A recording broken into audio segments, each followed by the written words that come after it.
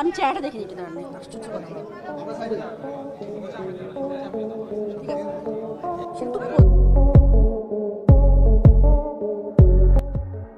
ফাঁস হয়েছে বিশ্বসেরা allrounder cricketer Shakib Al হাসানের দ্বিতীয় বিয়ের খবরটি।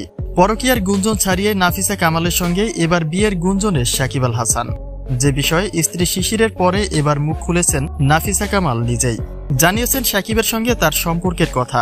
তাই তার বিস্তারিত জানতে অবশ্যই ভিডিওটি না টেনে সঙ্গেই থাকুন।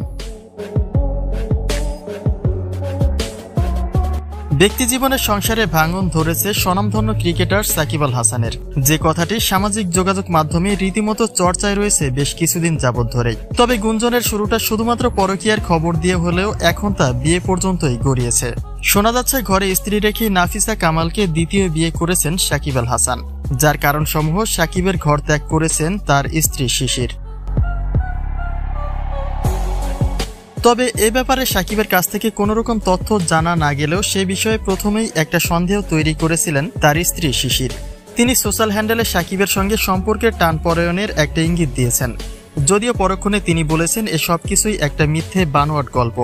শুধুমাত্র সাকিবের ক্যারিয়ার ধ্বংসের জন্যই এটা একটা চক্রান্তমূলক ষড়যন্ত্র। কিন্তু সময় যত গড়াচ্ছে গুঞ্জনের ভারটাও ঠিক ততটাই বৃদ্ধি পাচ্ছে। একাধিক সংবাদের দাবি নাফিসা কামালকে দ্বিতীয় বিয়ে করেছেন সাকিব আল হাসান।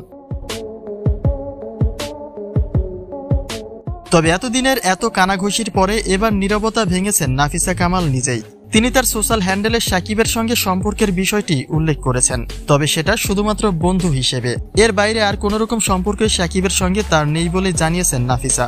পরকীয়া, বিয়ে এসব কিছুই একটা গুঞ্জন বলেই উড়িয়ে দিয়েছেন নাফিসা কামাল। হোটেল কাণ্ডটিও একটা বিজনেস ডিল বলেই দাবি করেছেন তিনি।